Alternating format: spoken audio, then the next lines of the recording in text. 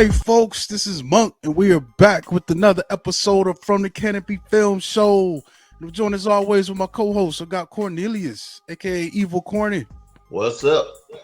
Yeah, Bobby Blockbuster, he's out this week, man. So fortunately, we won't have any trailers, but I think I might have a separate trailer load that we recorded in the stash. So I might put that out, just to help fill that absence.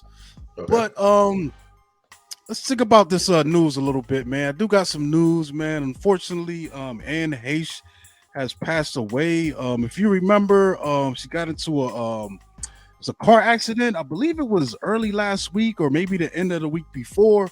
Mhm. And it seems like she lost control of her car and crashed into a house, actually, and the house caught fire. Her car caught fire. She suffered severe burns and had been on a ventilator and in a coma, for a few days. And finally, I guess because of the lack of brain activity, the family pulled the plug. I think they actually extended that because they were looking to find any potential Organs. people, who needed Yeah. organs, so see if they can match, for donation. But it's kind of sad, man. It's sudden. Let me see. What was her age at death? I think she was 54. At the time of death, I could be wrong. Don't quote me. It's not saying in this article right away, but you might remember her. Donnie Brasco, Volcano. I Know What You Did Last Summer, Wag the Dog, 6 Days, 7 Nights with Harrison Ford, and some TV credits as well, man. But life is short, man. Yeah. Last series I think I remember seeing her in was Hung with she was in Hung with Thomas Jane, wasn't she?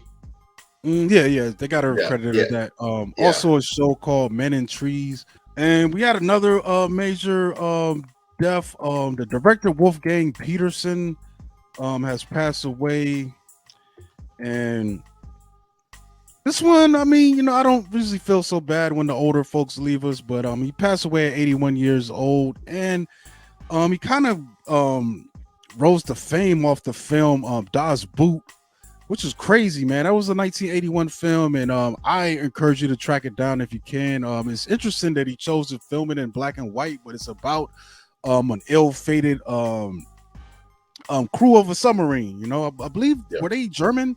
Yeah. It's a German sub, yeah. And this is one of the most crazy, film, suspenseful films, man, you could ever watch, man. And there's also, I recommend a good sound system watching this, man, because this thing, you could feel every creak and groan of this submarine, as it's trying to evade, destruction, in this film, man. It's crazy, dude. But from that, he went on to direct a lot of pretty big films, man. He did Air Force One, In the Line of Fire, The Never Ending Story, which is crazy. Yeah. Yeah, he also did Troy, The Perfect Storm, Outbreak. The interesting thing about those films, like none of them really feel like Das Boot at all. You know what I'm saying? Yeah, Like, that was the starting point. God's Boot was, but he has some amazing film credits.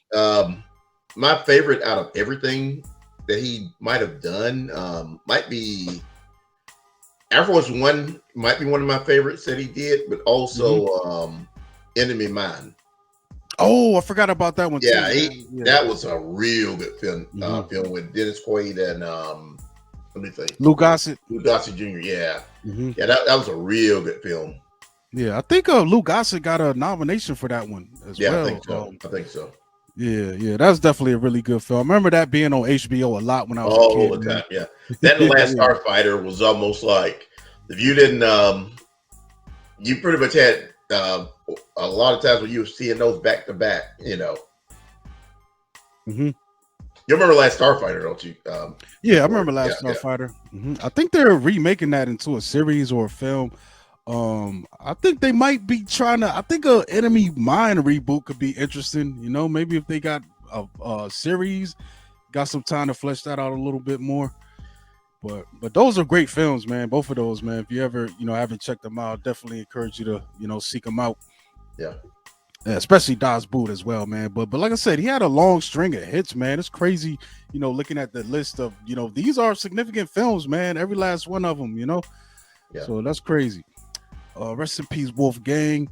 So we don't have the trailer section, this week, because Bob is out. But I think we only got one film in this week, man. We hit you guys in the head with a fury of films last week, but this week is going to be kind of quite the opposite. We've seen, some things, but we're probably going to wait till Bob gets back to get his input on one of them. But the film Day Shift came out, and this is going to be an interesting setup, definitely involving vampires. Let me get the synopsis real quick. So, a hardworking dad out to provide for his daughter uses a boring pool cleaning job as a front for his real gig, which is hunting and killing vampires. And this film is directed by J.J. Perry, who I don't think has done much of anything else, really. Let me see. Actually, he does have some credits here. I think he might be like a story. Did he do stunt coordination, or he has something to do with like John Wick or something like that? Mm-hmm. But so this seems like to be like one of his first features, if not the first. But it's an interesting story. It stars Jamie Foxx. We got Dave Franco, Carla Souza, Snoop Dogg, and Megan Good, and these are our big cast members. It's also got Peter Stormare. He pops up in here, as well as Steve Howie. You might know him from the American version of Shameless. C.S. Lee. Natasha Lou Brazillo. Mm-hmm. She's supposed to be Sabine in the Ahsoka series. Sabine Wren is like one of my favorite Mandalorian characters. Also, she was in Guns Akimbo with Daniel Radcliffe. Guns Akimbo is a better film you think it would be. Had a lot of fun with that film, but yeah, I think that one got messed up because of the controversy with the writer on that. Right when it came out, it might have been I forgot who wrote that one, man. Let me look this up real quick. Guns Akimbo. Jason Lee Howden was accused of online bullying and attempted murder of another critic. Wow. Attempted murder of a critic. Wow. Yeah, I guess he was trying to get people to, or they accuse him of inciting, violence. Yeah, inciting violence. But anyway, as far as this Day Shift goes, man, I had a pretty good time with this, man. Like it's not breaking the mold or anything, but I think it tells a pretty interesting story. One of the best aspects of it that I think that they included was the idea of this vampire hunters union, which Jamie Foxx is trying to get in because he has a situation. He's trying to raise money, to help his family. And basically he's been freelancing, but once you get into the union, it's higher pay, better benefits, better jobs. So partway through this film, he actually breaks in, but he's kind of on a probationary period, and they assign a character played by Dave Franco to kind of cover him. He's like his union rep, until they feel like he could do the job by himself, and that leads to some funny situations. I really enjoy their interactions. There's a lot of humor coming out of that. And overall, I love the action of it too, man. And it's one of these movies. It's not reinventing what we know about vampires or anything, but they're playing around with it. Like I said, especially the union situation. I think it brings a lot to the table and leads to some really funny and humorous situations. Yeah, I don't think it's a perfect film, but I had a lot of fun with it. I wasn't really expecting much, but shit, you just had Snoop Dogg on camera, and I just had a lot of fun anytime he showed up on it. Dude, Snoop is one of my favorites, man. And this is crazy. Like this is one of these films. Like, I'm fine with this even being a series. If they want to somehow stretch this out, if it does good enough, and they get a good enough, feedback from it, because it's fun, man. It's not like I said. It's just you're just here for the dumb, mindless action, and they bring it in that regard. There's really good special effects. Really good action scenes, and there's some chases, and the fights are pretty inventive. Like I really don't have a problem with this, man. I've seen some the reactions to this being kind of harsh, and I'm just like, it's a genre film, man. It's not like they're trying to win an Oscar or nothing. Entertainment is coming first with this kind of material, and I felt very entertained. And it's a vampire film. You see so many vampire films to where they did a couple little things different in it, but overall, like I said, I just had a lot of fun with it. Mm-hmm. Parts of I laughed my ass off. Just Dave Franco's just a damn trip. Mm-hmm. Yeah, he's great in this, man. I don't know what else he's been in. I gotta look, but if they give him more of these kind of comedy roles, man, I think he'd be on to something, because he was really good in this, playing that role that he was playing in here, man. And like I said, we've also got some really interesting other characters popping up in this as well that just make it fun, man. And just it push it along. And I even like the encounters with the other vampire hunters. Yeah. Yeah, it's just the kind of stuff you see before, where people not quite getting along with their co-workers and just butting heads, and they're all on the same team, but they're still kind of competing a little, man. Like, I had fun with this, man. It's definitely one of the better Netflix offerings, man. Because a lot of times they have a lot of things that I feel like they're mostly good, but maybe they don't nail the ending quite right, or just there's something that keeps me from being like, having a good time with them. But I think this is one that feels pretty complete, in most aspects. I agree with you on that. It's just one of those things to where it can barely, some of the films can barely make it into a movie theater. If they had to just be released in the theater, that wouldn't have, some of them aren't really, they pretty much like remind you of like stuff we used to rent like back in the day, straight to video type film. Yeah, but you know what? I probably would have went to the theater and saw this one. I was about to say that, man. Like everything about it looks good. Like especially the cinematography in this thing is really good. It's vivid, it's crisp. Even when the action comes in, everyone is doing. I'm telling you, man, the drone shot is revolutionizing action these days, man. Well, and they got some of that. I put it like this: there's two things I didn't expect to see in this film: a car chase scene. Mm-hmm. And Jamie Foxx getting thrown up some stairs. Yeah. And dude, some of the hits that he's taking, I'm like, are you part vampire? Because the action is really, really over the top. It's almost slapstick, sometimes. But overall, man, I really enjoyed this. And like you said, I would have saw this in theaters and had a fun time. But I don't know, man. I don't know what the market is doing these days, because I don't know what this film, the budget on this thing, man. I don't know if I can find any information on that, but the stakes are really high in the theater right now, man. And I think that might be attributing to this thing had $100 million budget, man. Do you think it could have made 100, 200, 300 million? It probably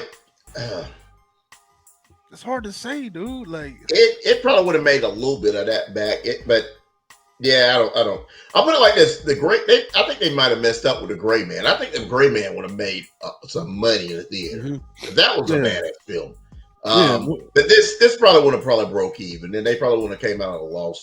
But like Netflix, I think they need to start at least putting some, and I think they're gonna do that with the Knives Out sequel. I think that's going to be in theaters for like a week or two before it goes, streaming. Mm-hmm. I actually want to see that in theaters. I actually pay money or use my AMC, membership to, go to the theater and see one of these. But I don't know. I probably would have went and saw this in the theater, to be honest with you. Yeah. Maybe worldwide it could have, but that's high, man. Like I feel like back in the day, a film like this might have cost like 45 million or 50 million, but it's a thing. But it's Jamie Foxx in it, and I think that might be some of your money. He ain't worth no 100 million. They might have gave him like maybe 5, 7. Snoop might have got $1 million, but it's interesting. Jamie Foxx has an Oscar, by the way. I feel like Like think about it. If you gave Robert Rodriguez $100 million to make this film, he would have made He would have made 2 other movies while he was filming this at the same time. And I'll be honest with you, Corey. Like J.J. Perry directing this. This first time I actually seen him direct. Is this his first film? That's what it looks like. I couldn't find anything. For first film, he did good. Yeah, it looks good. It sounds. It looks like someone who has been doing this for a while. Like you said, cinematography looked real good. You're right. All of his credits on all these other films are stunt credits. Okay. Yeah, for IMDb, did stunts on A Rundown, The Warrior, Fate of the Furious. Maybe that's why the action looks so Yeah, good. yeah. The action was some good action in it. Yeah, and he's the coordinator. He's not the stunt man, so he's Yeah. actually doing it, and he's got a string of big movies behind him as a coordinator. Big action films, man. Did Bloodshot, Falcon and the Winter Soldier TV series, F9, the Fast Saga, Gemini Man, Skyscraper, The Dark Tower, The Saint, Fate of the Furious, John Wick Chapter 2. Like, this guy's doing it. Yeah, So, yeah. so He's been out there. Yeah, he's been there. Yeah, I'm curious. Now, I'm keep an eye out. I see that name again. I'll definitely check out his film, man, especially if it's along the lines of this, some action, adventure kind of stuff. But yeah, man, shout out to Snoop Dogg. Like, I don't want to spoil it, but he's great in this, man. Like it's just he shows up and does what I expect him to do, and you can tell he's having fun with it, and they're just having fun having him there, and it's great, man. He shows up with that cowboy hat on. I died.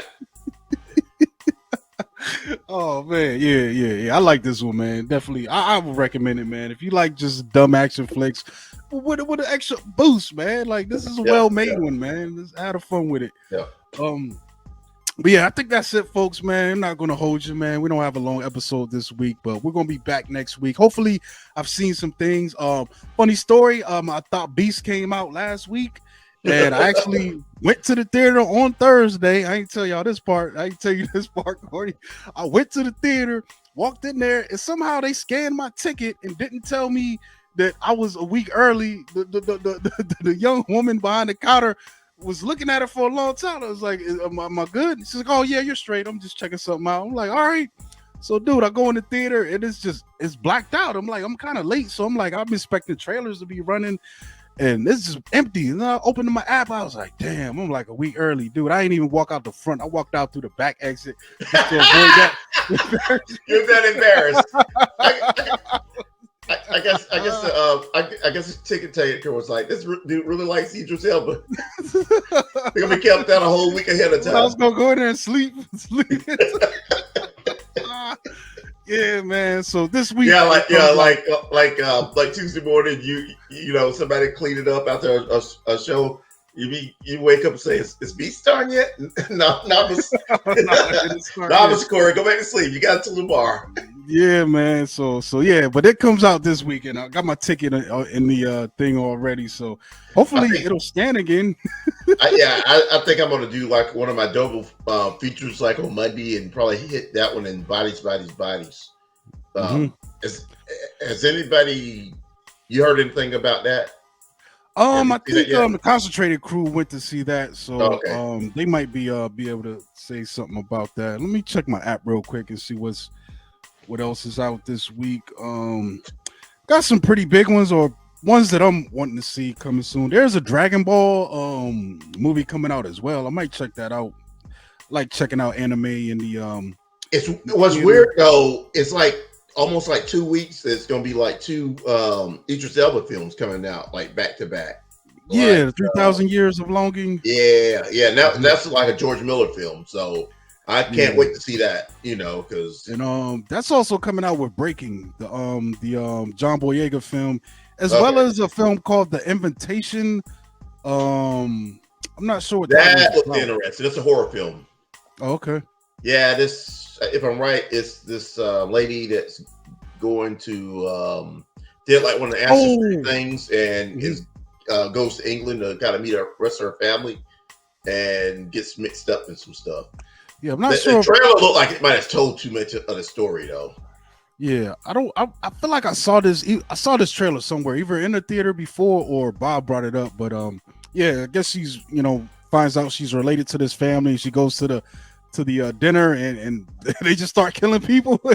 Yeah. I think and it looks to me the trailer looks like it might be vampires or something, but at the same time, I think they might have showed a little too much in that trailer. So, and what is this Orphan First Kill? Is that connected? Oh, that's connected to that Orphan movie. All right, yeah. I think Bob mentioned that one. One thing about Orphan, I didn't know that was based on a true story. Oh, for real? Yeah, I think all these exorcisms are, but I don't know, man. It's weird because that based on a true story don't mean what it used to mean. Sometimes it's just the idea of the true story, and then they take and do some craziness with it, and they, extrapolate. You know what I'm saying? It'll be like all right, just say mailman killed by a dog. And then they make a movie like Man's Best Friend, and they say based on true events. Yeah, like the movie Vengeance. Yeah, like the movie Vengeance that we talked about last week is based on like this podcast or something. Yeah. That's wild, man. They're crazy. Actually, that film was based on Joe Rogan experience. So because it did happen in Texas. Yeah, I got at least 2 possibles. I'll probably check out next weekend. I'll see what's up with this Dragon Ball and then the Beast. Yeah, but I just think that's it, folks, man. We're going to catch up with y'all next time. Make sure you subscribe, and we'll be back, man. This is Monk. You can catch me at Monkey Blood on Twitter, Instagram, and follow us at FTC Net on Instagram and at FromTheCanopy on Twitter.